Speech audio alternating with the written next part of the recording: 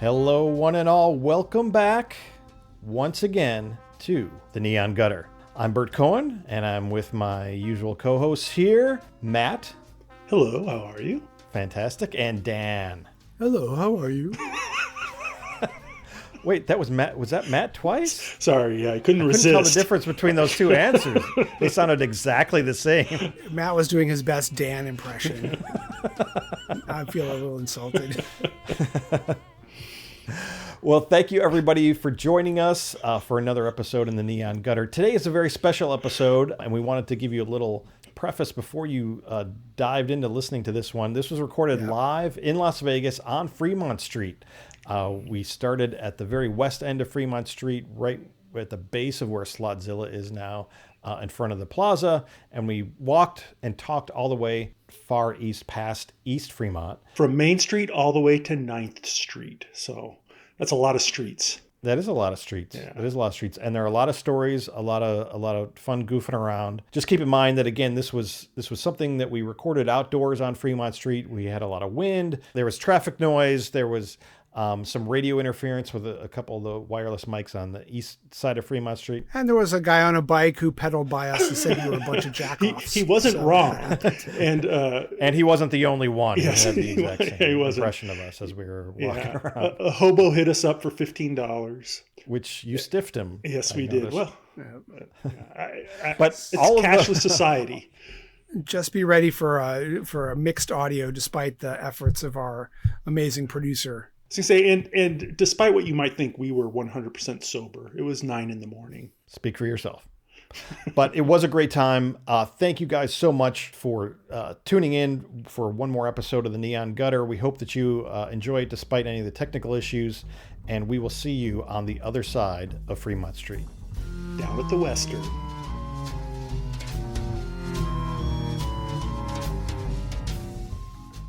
Welcome everybody to the Neon Gutter. We are here live at the corner of Fremont and Main Street in downtown Las Vegas, where the Neon Gutter really starts. This is where the gutter begins, and right behind us is the Plaza Hotel. I'm here with my two co-hosts, Matt and Dan. Guys, how's it going? I'm a little hungover. as you should be. Yes, and as is only right. I'm just a little tired. A lot of horse racing last night. Well, right now we're behind the Plaza, which is the casino, the very famous casino that you've probably seen in a bunch of movies, like Diamonds Are Forever, Back to the Future. It was the prototype for Biff's Casino. Right now behind us, they're doing a bunch of construction on the famous Port Cochere. But we've had a lot of crazy times in the Plaza. Remember, some crazy drivers in Las Vegas too. But what are some of those crazy stories from the Plaza itself? Well, the Plaza used to have quarter craps, and we used to come here quite often for quarter craps. Yeah. I remember one night we were playing quarter craps here, 10 times odds, and these people in crazy costumes started coming through the casino, and we're like, who are these people? What's going on? And finally we asked one of them, and it was apparently German Mardi Gras, which I didn't know was a thing. And they said, come upstairs to the ballroom. And they invited us upstairs, and there was a ballroom full of 1,000 incredibly drunk Germans going ape. They were polka-ing, dancing, conga lining. And they were very welcoming to us. Yes. Oh my God, they were so nice to us. And we thought we were going to make fun of them. And we were like, we're not even in these people's league. They were amazing. Right. They were amazing. This is the place we always kind of wound up downtown when Fremont Street was not covered. We would always hang out at Plaza because of the cheap gambling. And I don't know, like when you're drunk and just stumbling, you kind of find your way to the T, and there it is. It is. It's a magnet. The lights and totally. Just sitting there, kind of really, it's the keystone of all of downtown. And speaking of Keystone, there were also free keychains. Yes. And because they didn't keep track, we would come back and get 5 or 6 a night. And then this is, of course, where Matt encouraged me to steal a punch bowl. Lie. No, I did encourage you, yes. Of you strangers' keychains. Yes, thousands of them. But we also ended up there a lot because they had cheap food, and we like cheap food. Hey, speaking of cheap and food. Hey, Robert! What is this guy doing here? What are you doing in town? I'm Robert, and I'm hungry. Well, we were just talking about the Plaza, and I remember you had one fantastic meal at the Plaza. Oh, yes, I did. The challenge of the basket of burgers and fries. So the basket of burgers was this platter with 3 medium-sized hamburgers and heaping full of fries. And at some point, we asked a waiter, like, oh, what about the basket of burgers? How about that as a menu item? And it's like, that's nasty. Which at that point we said, okay, Robert, we'll buy you one of those. If you eat 2, we'll give you $5. If you eat 3, we'll give you $20. $20, like $5 to start. I can't lose for eating 2 platters of baskets of burgers and fries. 6 burgers with all the fries. Yep. Or 3 would be 9. 9 burgers and all the 6, no problem. There was 9, a catch, though. There was a catch. So the catch was you got to eat it all, whether it's the 2 plates or the 3 plates. Got to eat it all. Got to keep it down for at least a half an hour after eating all of it, regardless. So any payout. Did you win? I did win. Barely. Yes. Yeah. But the clock barely. you ran out the clock I and did. then you paid out. That's right. The first one was delicious. The second one was no problem. Did I mention I'm hungry? The third one, though, somebody quietly walked away and slipped the waiter a $5 bill and said, could you make that next fries supersized on top of the burgers? And then this third plate comes out as I'm like steeled and ready for a third plate and pacing for the burgers and the fries. It's heaping, tottering with fries. It was your fault, though, because about halfway through the second basket, you said, the burgers I can handle, it's the fries that are killing me. And it's like, all right. Yes, the fries seem to expand a little bit. So the third plate comes along and I'm like, uh-oh. But I diligently work my way through. And by the third plate of heaping fries, all of them done, I'm feeling pretty proud and pretty sick. Yeah. So we tottered down the street here to the Nevada Club, which is no longer Hotel there. Nevada. Hotel Nevada, yeah. There was a act Jimmy Guy, and Robert just laid down in a booth. I walked slowly over with Like everyone, this. trailed behind. I laid down in the booth while everybody had a great time dancing and frolicking, and I'm like, I just want to survive. And so there was a Greyhound station. This is what kind of place the plaza was. It had a Greyhound station in it. Right there. Yeah. Greyhound station right nearby. And so then we walked back across the street to slowly start heading towards cars. And somebody asks me, how am I doing? And I'm like, I might survive. And it all comes out on the street. That's not the first time it's happened at a Greyhound station, so that's all good. And yeah, although I presume the accumulated like events in front of the Greyhound station, it eventually like repelled Greyhound to like several miles away. It's down near the airport now. They can't have this. All right, we're going to move along, but Robert, great to see you. Good luck with your next meal. Yeah, enjoy. Okay. So Okay. hungry. I heard they have burgers. So right now we're going to head down east on Fremont Street. To our right is Golden Gate, which is the oldest casino downtown, I believe, like around 1901 or something yeah, like somewhere that? around right around the turn of the century. And I think it was first known as Sal Sagev, which is a lot. Doesn't take that much to figure out. It's Las Vegas spelled backwards. Clever. I did not know that. But it's a very historic casino. It's also and kind of the classiest place traditionally. It's kind of nice in there. Old school. It's a lot old of wood. school. The rooms It's small, the but- rooms have been a little bit updated within the last 20 years or so, Some of but the it's still rooms- not fancy or anything. Probably the fondest memories I have of the Golden Gate, we never really gambled there because it's just slightly above our minimums, was that we used to have our shrimp cocktail eating contest there every year. Correct. Which they had 99-cent shrimp cocktails, and so we would have a contest to see who could eat the most shrimp cocktails. I don't think Robert ever actually won that, but There were some real competitors. there were, and the Golden Gate was never friendly to us and never liked us having that contest there. That's they thought not it was an that's abuse. not exactly true. Some Oh, of the security guards they really were got in, into yeah. it. Yes. So we're passing Golden Gate, which is the oldest one downtown, and then on the other side of the street is the newest casino in town now, Circa, which has just been built within the last couple of years. Used to be now, the Las since Vegas we Club. recorded this, and it used to be Las Vegas Club, of Right. course. Another Jackie Gone property. It was a It great had- place. It was a great place, and it had on its sign was famous. It said most liberal blackjack. And it was rules, true. World's most liberal blackjack. It was true for a while. Yeah. It was They a had good some game. crazy rules about how you Yeah. could stand and There was a split. surrender. And, yeah, exactly, and all that kind of stuff. When it started going out of business, there was big chunks of it that were blocked off with plywood walls. Yeah. Uh-huh. It was really sad. And then the one year, thanks to Stevie Prineprint, we did a contest to see which casino had the best strawberry daiquiri. That's right. I remember that the one at Las Vegas Club came in a little plastic cup. It was near the bottom. It was pretty nasty. Even within the downtown bracket of the tournament, it was near the bottom. And its theme was sports, right? So they had It was. So sports Yeah, and kind of memorabilia. crappy sports memorabilia around. Some of it was good, some of it was And they had a great coffee shop upstairs called the Upper Deck. And then they had like the main casino, and then they had a casino in the back, which was a separate room with lower limits. But over time, the casino fell into disrepair, and so they stopped dealing games back there. And then eventually they had something called balloon art back there, which was just big sculptures made out of balloons in that back room. And it was pretty awful. Oh, and they had the claw. They had a claw where you could get your own lobster for dinner. That's true.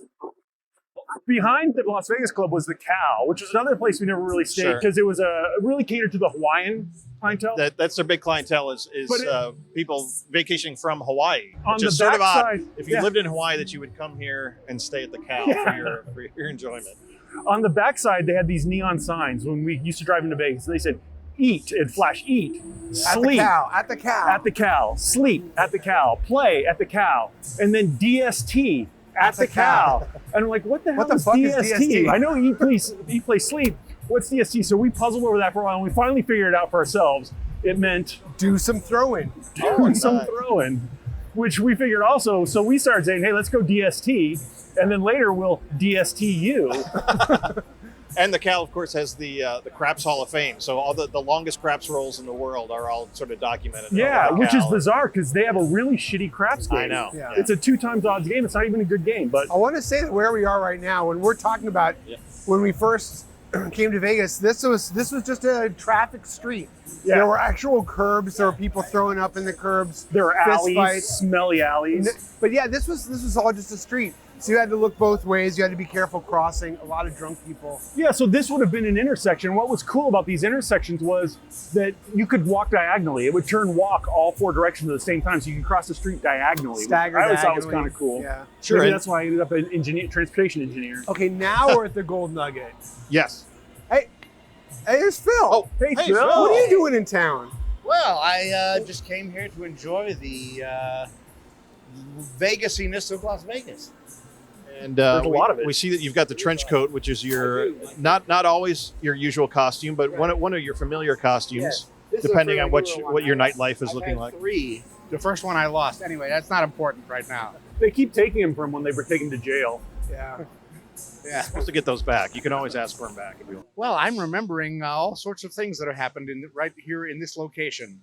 I bet you are. Can you name just one of them? Yes, right here in the Golden Nugget. It's one of the fancier hotels here, hotel casinos here in downtown. Very fancy. Probably the only fancy one. And they had a nice big men's room, and I was really, really drunk. And I went in there, and you go in, and it's there's like a wall down the middle, and there's urinals on one side and toilets on the other side, and then sinks along the wall in the middle. And so I went down on one side and sat in one of the stalls, did what I had to do. I got up, and I forgot which way the door was, which side I came in from. And so I went out. I think I went out the correct way. But for some reason, I was drunk enough, I didn't see the door, so I figured, I must have gone the wrong way. So I went around on the other side, looped around, and of course, there's no door on the other side because that's not where the door was, but it makes a loop, so there's a loop. So I went around again, and So you got lost in the bathroom. We saw him 2 days later. I was lost in the bathroom. That's how drunk I was. Fremont Street is one straight Well- street, and Phil has gotten lost on it many times. I've never gotten lost on Fremont Street itself. I've been around the area. And I wasn't really lost. You can't really get lost. You look up, you see where things are. Oh, there's the plaza. You see the hotel towers. If you're in a bathroom long enough that you're stuck in there long enough that you have to actually use the bathroom twice, you're lost. I didn't have to use the bathroom twice, but I did have to walk around the loop a couple of times. It's true though. Before I found the door. I remember you could find your way up to the Union Plaza pretty easily. I remember one night, one of the first times I met you, Bert, and your wife was here as well, and we were all down at Gold Spike. I must have been really drunk, and I remember kind of staggering up Fremont with you and your wife. Carefree Karen. Carefree Karen. Yeah, I think I probably said some inappropriate things. I don't exactly remember. I can't imagine that. No, it was good because it made me look great by comparison, so that helped Okay. out. I was your This was wingman. before we got married. Yeah. so I was your it helping unintentional me out a wingman. lot. That's Yeah, right. I appreciate it. The other thing here about Binions is this used to be the crown of downtown. Of This course. was like maybe the best place in Vegas to And maybe the gamble. most historic Yeah. Right. casino in all of Las Vegas. There's so much history here. including the beginning of the World Series of Poker, Right. but also the ownership of the casino and everything else. It was a fair deal. It was fantastic gambling, and it's fallen into a terrible state, a very sad state. It's just a terrible casino now, but this is where we first played craps, and this is where we learned how to play. I learned from my brother-in-law, and then these guys came along, and we played the dollar tables here because all the tables were $1, 10 times odds, and they were packed. You would be playing next to somebody playing $50 or $100 or $500 because it was the best place to gamble. It was world famous for being able to gamble because whatever your first bet was the limit. Yep. So you could put $1 million down on the craps table, and they would take the bet Wow. if that was your first bet. They would keep And- track of what your limit was. No, it was whatever your first bet was. That was the limit. You couldn't start with $10 and then move up to $1 million. But if you started with $1 million, you could bet $1 million as many times as you wanted. And so a little noisy here, but I remember coming to the Horseshoe for the first time. Maybe my second trip, we came downtown, went to Binion's because it was kind of famous, and I walked in the place and I said, I feel like I'm at home. It was crowded, there was energy, but it was comfortable. It wasn't pretentious in any It was way. nice. It was welcoming. All the dealer staff and the pit bosses, they were just wearing white shirts, and they comped you like crazy to coffee shop, and they had these little clickers to get you drinks. Like, hey, I wanted a drink. So the guy in the pit would have this little clicker, and he would click, and then the cocktail waitress would come over, and it was just fantastic. Wow. And it's a shell of what it once was. Yeah. But on this corner, it used to be two. In the very old days, it used to be two casinos. So this half was the Mint. The half that had the hotel, the big hotel tower as it stands now, was the Mint. And on this corner was, I think, the best facade of any hotel in Las Vegas. The Mint facade is probably the most beautiful in my opinion. And it's still iconic. Yes, still iconic. It was gone before we started to come, but yeah. And then the Binions eventually bought the Mint and combined them to the size that it is now. And then they sold it off to Caesars, right? Sold to Harrah's, Or to Harrah's Corporation. It went through many Binion's hands and ended up in the wrong family member's hands, and she drove it into the ground and sold it to Harrah's. And there's always been a weird thing with ownership too, in that the land is owned by like a bunch of different entities, and then the casino was owned by another that had to pay rent to all the entities for the land and stuff. It's a very bizarre situation, but It's all anyway, fun. let's keep walking a little I bit. want to talk about Phil, the good to see you. I want to talk about the Golden Nugget for a minute Please too, do. 'cause Please do. There was a trip we took here in the mid 90s or early 90s where one of my good friends was a woman. Where I had a real crush on this person, and then she invited some of her roommates. And so one of the trips we had, it was a co-ed trip, which was a very different energy. Very different. It was very hard for us to get girls to do anything with That's us. right. Yeah, and yeah, we were not good at girls. No. I think is the way to say it. Though Matt got farther than I did. I had the person I was interested in was just I was in the permanent friend zone, but Matt wound up in the hotel room. Where were we staying? We were staying at the park, which is now Main Street Station. Right. And you were getting I was getting a massage from her after we'd been playing craps at Binions. I was getting a massage from her in the room, and some of our friends who were with us were really mad about something and burst in the room, ripped all the sheets off the bed, tore the mattresses off the bed, were screaming, yelling. And so I needed to get out of there with her because that kind of killed the mood. The massage was not going to go on with Louie and Matt trashing the room. And so I need to go someplace, like I was sick of my friends. I had a chance here. Yeah. And so very slim chance. But I found the least likely place that any of my friends would ever come, and that was a classy little piano bar within the Golden Nugget where a woman was playing classical piano. There were guys in suits and their wives, and they were just having nice cocktails. I settled in there, and I was gonna, get her back in the mood. And that's where we found them. When the rest of us came in, and there they were. And like, hey, what's this? A piano bar. And we all sat down. Linda Gentile was her name, the piano princess. And she's great. And actually, I'd like to maybe link to her website on our website if she still exists. I assume she does. She was fantastic. I had at the time, I was wearing a very skinny mod tie with a piano keyboard on it. And yet he still couldn't get women. I know, right? What was with that? And somehow I connected with Linda Gentile on that trip, or also was a subsequent trip, and she let me play her piano. And I took lessons growing up. I know one song, which is Solace by Scott Joplin. So I played it as virtuosic as I could, thinking that would, be something that would get me laid. But basically, Scott Joplin always works. Scott How did it work Joplin. for you? Linda Gentile said I could play her piano, but I had to give her my tie. So I took the tie off and I gave her the tie. But as we were leaving, I grabbed the tie back and kind of ran off with it. But once Sounds he like was you. there, suddenly Louie and Matt, the two guys that trash the room, show up. And then our entire group, everyone filters into this Golden Nugget piano bar. And Matt found a tambourine and started running around and shaking the tambourine, banging it off people, banging it off stuff. She started doing more crazy stuff on the piano, Linda Gentile. It was like the jazziest version of the tambourine you've ever seen. Like, And I've seen some jazzy versions of the tambourine. Let me tell you, mister. It's usually a rhythm. He was playing it like a lead instrument. Like, I'm just going crazy with this thing. And Matt, we went back. We saw Linda Gentile a couple of times, I think. She remembered us. She was one of the first people in Vegas who we would show up on a subsequent trip, and she's like, "Oh, you guys," you know.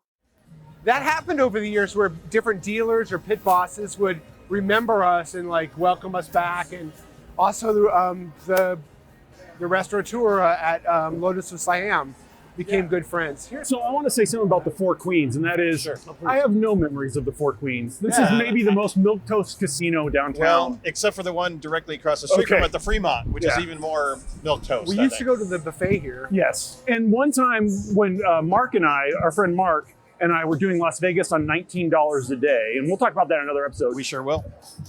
We went into the Fremont and we went to the slot club to sign up to see what freebies they had. And I asked them, what's the best free thing we can have? She goes, oh, I can give you guys a meal.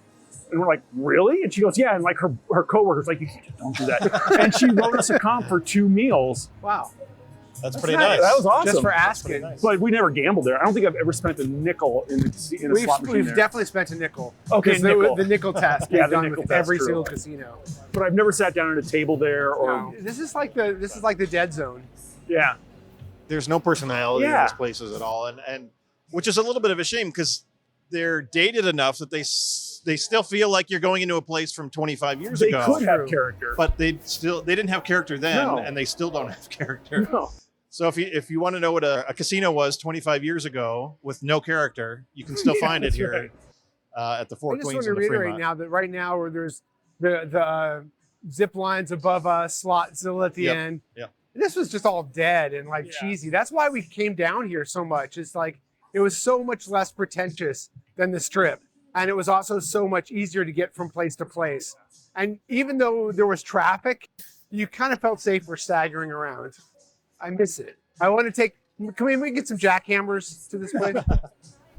Well, and so here, this used to be, after the Four Queens, Fitzgerald's, which is now the D, was the Fitzgerald's. Inn. That was it. We spent a decent amount of time at Fitzgerald's. It was an great. Irish lucky casino. The front had like a pot of gold and a little leprechaun. And they on had it. a Mr. O'Lucky was their mascot, and they had a statue of, they had a Buddha. What was it? They had a statue of Mr. O'Lucky. And a you were little supposed to rub his head for luck. leprechaun. And so we always did rub his head for We luck. always went there, rubbed his head for luck. They had a piece of the Blarney Stone, Yeah. whatever that is. That's and you right. could touch the That's Blarney right. Stone. Yeah. And then they put in a lucky forest. It was a little. It's upstairs. It's like a very miniature Disneyland in the middle of here, where you kind of walk Well, through this little kind of forest. not so much Disneyland, more like a very small, low-rent miniature golf course. Miniature golf course with There's lucky the- stuff. Yeah. And it was a Holiday Inn. Oh, as a At one Fitzgerald. point, yes. At one point, it was an actual Holiday Inn, and Yeah. now it's the D. I like it because my name is Daniel, but it's a lot less. Because D, I think, hey, my place. It's not but what I think it's a of, lot but less okay. corporate. It's a lot more corporate than. It is, but the one Yeah. thing that this place really has going for it is it has a Sigma Derby machine, which Right. is Yes. a little horse racing game that everybody loves. It's very low tech, very lo-fi. Right on the second floor casino, they've got the Sigma It's Derby an game, actual mechanical thing with It's- mechanical it is. horses. you It bet break- on mechanical horses, breaks which down doesn't on sound night. that fun, but it's the most fun thing It's you can fun. do. It for a breaks quarter. down all the time. We thought we were the most obnoxious Sigma Derby players in the world until we got to the game last night, and the people were already much louder than we've ever were. That's not true. That is, no, we've been much louder. But Well, they were loud. I We've been feel much like louder. we started that because, like, the first times we did that, people were like, "What the fuck are you yelling at?" Well, it's a social game because you're sitting around, everyone's betting on the same thing. So Yeah. so you're yelling at the person across from you who's betting against you, Right. or you're rooting with the people who are betting with you on which horses are going to win. And you're yelling at the plastic toys in front of And you. the plastic toys are engineered so that there's always one that comes up from the back to Right. win the Yes. race, and you got to whip that horse to get it to go. Come on, you And this plastic is- bastard! There's this very artificial sounding horse, and I don't get sick of that sound. Yeah, it's great. No, it's a soundtrack to my life. It pays in real quarters when you Yeah, cash it pays out. out in quarters. Yeah, it's so good. And then as we go past the D, also at Fitzgerald's was where you guys hosted Oh, yes. Your ice cream socials a couple times. Yes. Right up there's a escalator here. You guys rented out a little lookout there, and we had a little ice cream social for the fans of your website. Couple years They in a would row. rent us that balcony for $200. We weren't allowed to bring our own food, but we'd sneak in a couple freezers, ice chests full of ice cream, invite everyone that wanted to come have ice cream with us. They'd come up there. Dan would play his accordion up there. Yeah. And one time, One time, it was at Fitzgerald's, wasn't it? Yes. We were having the ice cream social. I was playing an accordion. I had a beater accordion that I could take on the plane. You know, they might be giant stuff or whatever I knew. And at some point, it was LD. It was Feldy, the LD, who encouraged me. We were coming down through Fitzgerald's, and there was an empty stage. And he said, he was like, not my idea. Somebody encouraged me to do it. And I was like, yeah, all right. So he said, go up there and play your accordion. So I jumped up on this empty stage and began wailing on the accordion, and everyone kind of looked around and then kind of went back to playing slots. It was not a big deal, but us, you know, the people at and you got away with it for quite a while. Like this whole casino's like, well, I guess that's what we do now. I guess it's a show. Yeah. And then everyone was, the people from the ice cream social were all cheering me on. It felt really great. You know? And we were demanding that you play Misty Eye Lady. Misty Eye Lady, which is the classic song for the accordion. Yeah. Never really caught on, but I think it will. It will. It will. No, Again, I can think of the website. It's one of our finest moments, and certainly one of your finest moments. Oh, it was fantastic. Yeah, you had a big group of people cheering for you and going crazy like you were the Rolling Stones or something there. Which I am. I think there was the critical mass of that crowd. Like the Fitz must have thought, well, it must be legit. Real, yeah. So but you tried it a second time. I tried it a second time, and again, jumped up, played a bit. Oh, this is, by the way, the time where I'm dressing kind of crazy. I had these big ass sideburns with things carved out of them before it was hip. And we would all dress up in kind of crazy outfits. At least I would. So I look like a rock star. I looked a little like. You still do. You still got it, man. You still got it. Just like Mick Jagger. I'm never gonna lose it. Anyway, at some point I'm playing, and I think I actually had finished and gotten off stage, and this security guard came up. What's that? No, sorry. Oh, like maybe $15 so I go to the Golden Gate. I don't right now. No, I can't. Yeah. I'm not looking for vodka. All I care about is vodka. We're in the middle of something. hear you. Sorry. Good luck. Good luck to you. Just like that. Wow, it was similar. Where I was interrupted in my show. This security guard comes up to me and says, "You can't just come in here and play accordion. You can't just come in here and do that. Who are you?" I was like, "Well, I'm Fang." He said, "Fang who?" Well, and then he threw me out. You have to ask. I know, exactly. Like, you're clearly not hip. But he threw me. I got thrown out of the Fitzgerald's. I got ushered to the curb and just like the Rolling Stones. Just like the Rolling Stones. Could not come back in for probably another 20 minutes. But yeah, the one place I've been thrown out of is for playing accordion on the stage. On the stage. Such a cliche Vegas story, just being thrown out of just casino like everybody. playing accordion.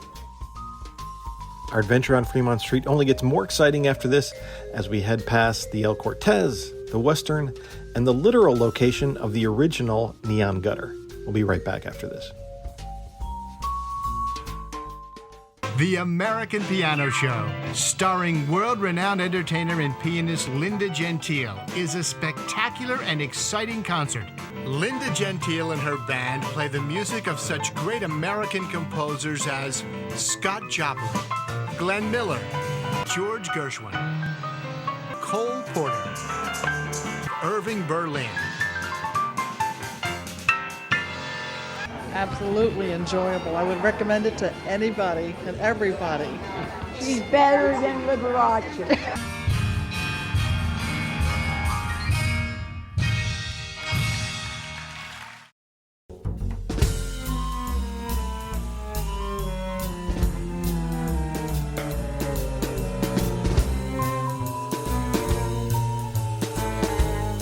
Heading east, a little further past Fitzgerald's. This was a no man into land. no man- and You had I- a couple like gift shops. You had maybe a taco shop, but you were past.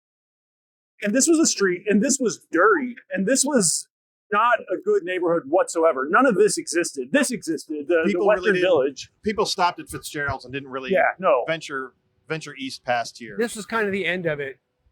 And then they built this whole kind of, I didn't even know what this was called Neonopolis. Yeah, Neonopolis was and a really failed project that never caught on. It's sort of a big entertainment mall kind of a thing with restaurants and Yeah, I games remember and it being stuff. called Neon Flopolis because it was such a disaster. It's like they built it in the middle of nowhere. They were really like 10, 15 years too early. But it also just didn't have anything that anyone really wanted in it. Yeah, and it still doesn't. I mean, I don't think it was 10, 15 years too early because it still is not a popular destination for me. Yeah, shopping malls aren't a big thing anymore, and that's what this is. And nobody Nobody's comes really downtown doing to the zip line right now. Yeah, and the zip line is new, and that's just another thing. It's like it distracts from what made downtown great, which was a lot of low roller casinos. Yeah, so we're in the far east part of the zip line. The far west is right where we started the podcast, right in front of the plaza, right. and I really hate it because it's ruined that view of Fremont, which was so Right? special. That's exactly right. Yeah, Being exactly able to right. see straight down a street, see the big plaza at the end of the street, or being at the plaza in that second floor restaurant and being able to see the whole Fremont Street, and or it's coming totally up Las destroyed. Vegas Boulevard, turning left onto Fremont, and driving from Fremont all the way down to the plaza. And if you had a sunroof, everyone always stood up out of their sunroof, and because it was just lights on either side, and it was bright as day, and it was spectacular.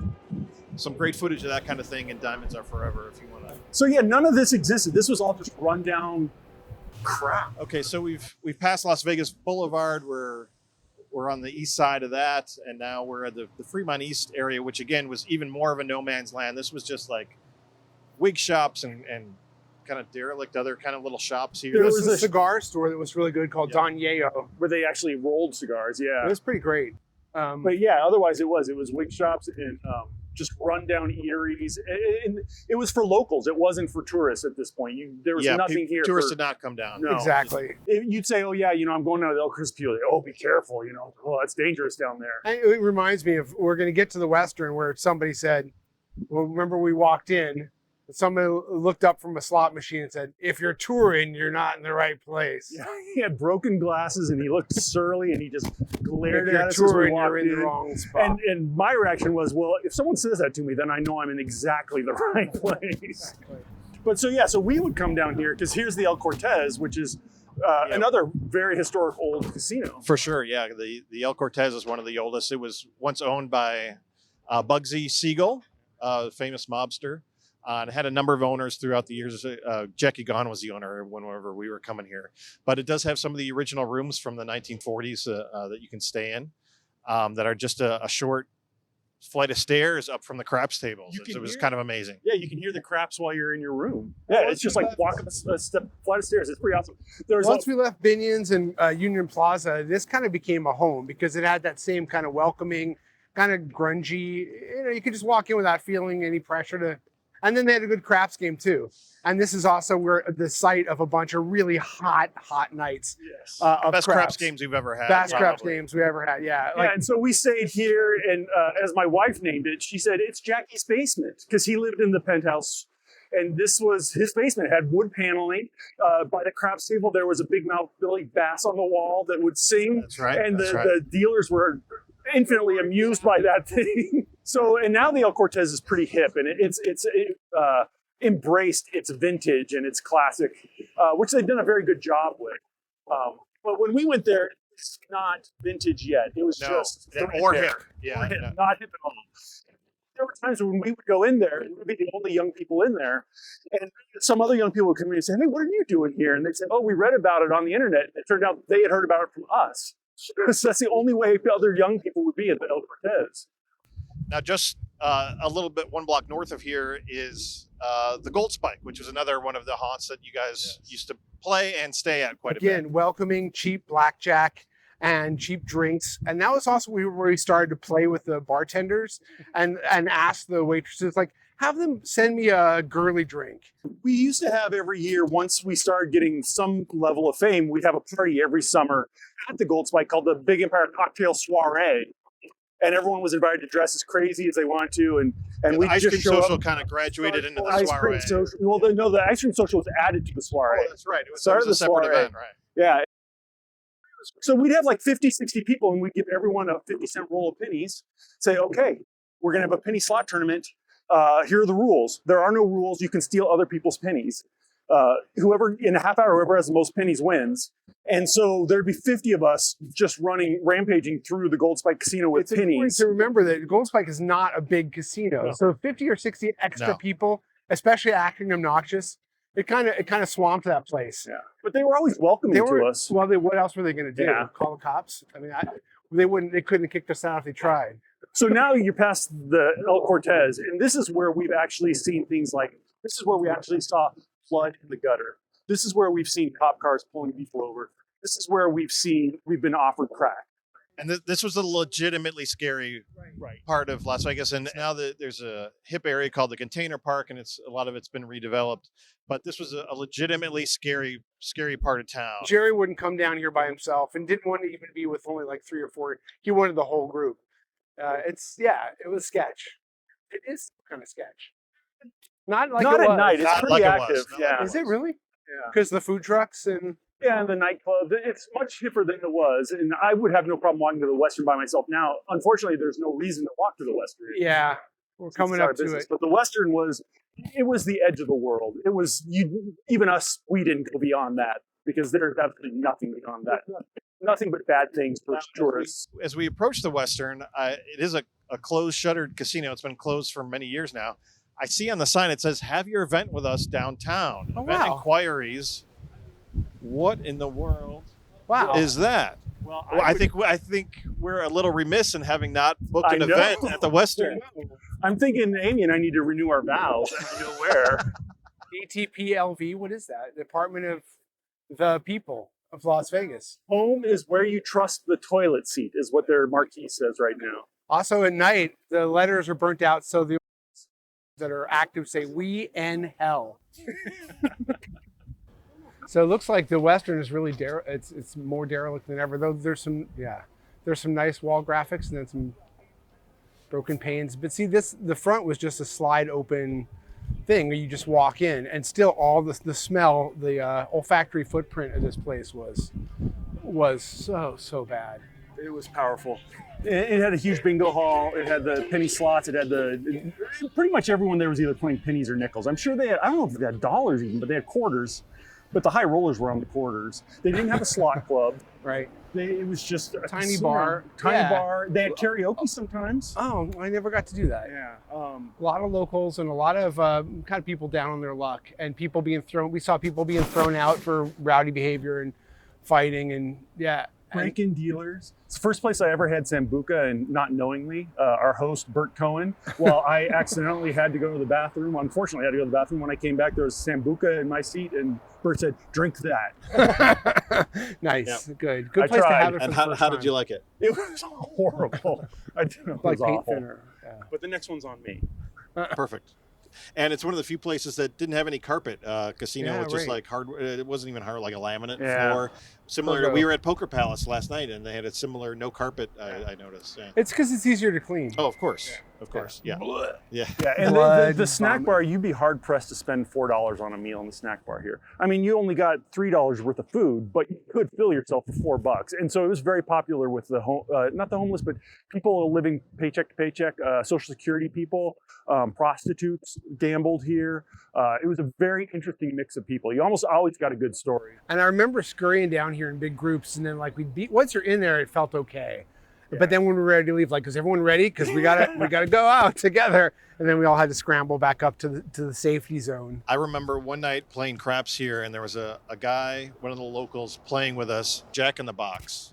Oh yes. There was a guy who he would kind of crouch down so low. He was kind of short to begin with, but he would crouch down so low that his head was like below the rail of the craps table until it was time to shoot, and then he would pop up, grab the dice, and throw them, and then go back down again. And the pit boss called him the Jack in the Box. That's hilarious. I'm gonna take that on. I'm gonna try that. So here it was a dollar craps table, and there were a lot of guys that would just come and they'd have like $2 or $3. And they wouldn't bet until the cocktail waitress came around. They just occupy a spot at the table. And then when the cocktail waitress came around, then they put $1 on the field or whatever, get a drink. And then as soon as she was gone, their money was back up. And they were just there to get free drinks. Sure. Good strategy too. Yeah. Pop up, Jack in the Box, and free. I remember that for tonight. And one of the things we heard here, we still have no idea what the guy was saying.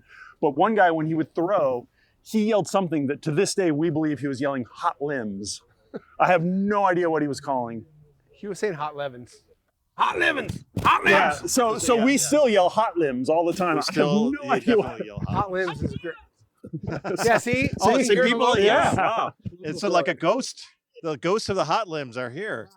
The ghosts are speaking to us. This is good. But what was fun was these people were not like us. We were a bunch of nerdy college kids, and these people were kind of hard on their luck. But once you're at the craps table, everyone's in the same boat. Or the And, blackjack. or blackjack, and you all bond, and you're all having a good time together. Sometimes it took a while for other people to warm up to us and realize we weren't complete jerks. I remember somebody betting, sitting. And in then blackjack. sometimes they thought we were nice to begin with, and then realized we were complete jerks.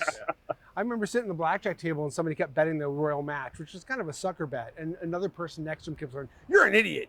You idiot! What are you doing? You're an idiot!" Like it wasn't one of us. No. It was just somebody else. No, we think that. We don't say it. Yeah, exactly. So we never really ever went past here, but there are a couple places further east. There's like Atomic Liquors, which is kind of a famous lounge. The Downtowner Motel, which I think has been redone a little bit. Yeah, it's a but this was boutique now. kind of This is as far as we went, and as far as anything that was interesting really to us. Yeah, so I will say, as an example of what this neighborhood's like, Atomic Liquor just down the street sold packaged liquor and cocktails, but the door was locked and you had to ring a buzzer and they wouldn't let you in before they looked at you. And that's what kind of neighborhood this was. Yes. Yeah. Well, guys, thanks a lot for the trip down memory lane. Literally, This is the literal This gutter is the- right here. and this is the literal gutter that the Neon Gutter is named after. It's true. And listeners, thank you again for joining us too. Thanks to all our friends who joined us along the way, and we'll see you next time down here in the Neon Gutter. It's a great place to end it. The Neon Gutter is a Big Empire production. Randy Shandis, executive producer. Our incredible theme music is courtesy of Rosin Coven.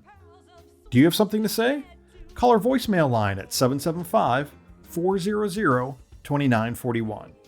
And for more episodes, vintage photographs and video, contact info, and those amazing trip reports, visit us at neongutter.com.